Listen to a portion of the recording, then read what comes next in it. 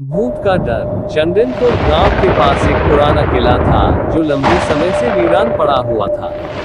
लोग कहते थे कि उस किले में एक औरत की आत्मा बसी हुई है जो अपनी मौत के बाद गांव के लोगों को परेशान करती थी। गांव के बुजुर्ग बताते थे कि कई साल पहले किले में एक सुंदर औरत रहती थी जिसका नाम रानी था। वह बहुत ही दयालु और सुंदर थी, लेकिन एक दिन किले में एक अजनबी युवक आया और रानी के साथ एक हादसा हो गया। कुछ दिनों बाद रानी की लाश उसी किले में पाई गई और तभी से उसकी आत्मा उस किले में भटकने लगी।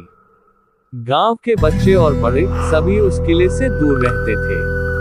रात को किले के पास जाने का नाम सुनते ही लोग डर के मारे कांपने लगते थे।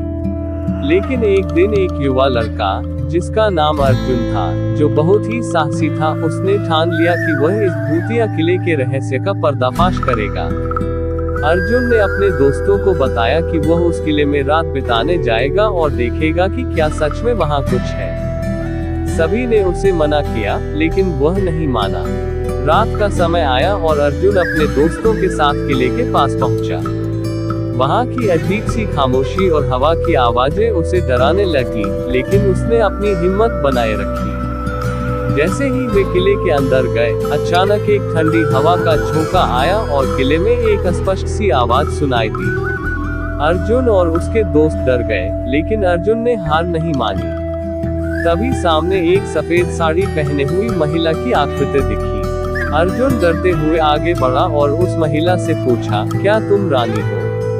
महिला ने उसकी ओर देखा और धीरे धीरे बोला, हाँ, मैं वही हूँ जो तुम्हारे गांव में बसी हुई हूँ। अर्जुन ने डरते हुए पूछा, क्या तुम हमें परेशान करना चाहती हो? महिला ने कहा, नहीं, मैं केवल इस किले के अंदर अपने दर्द को जी रही हूँ। मेरी आत्मा तब तक शांत नहीं हो सकती जब तक मुझे न्याय नहीं मिल जाता।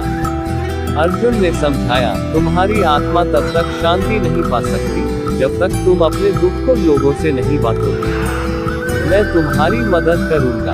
अर्जुन ने पूरी रात उस भूतिया आत्मा से बात की और आखिरकार उसने उसे शांति की प्राप्ति की। अर्जुन ने बाद में गांव वालों को सब बताया और सभी ने मिलकर किले के पास एक छोटा सा मंदिर बनवाया, जहां रानी की आत्मा को शांति दी गई। तब से किले में अजीब घटनाएं नहीं होने लगी और गांव में एक नया बदलाव आया। लोग फिर से किले के पास आने लगे और वहां की भूतिया कहानी धीरे धीरे एक अतीत की बात बन गई। योजक चिन्ह, योजक चिन्ह, योजक चिन्ह। कहानी से संदेश। ये कहानी हमें ये सिखाती है कि कभी भी किसी स्थान या घटना से डरने के बजाय हमें समझने और समाधान ढूंढने की कोशिश करनी चाहिए।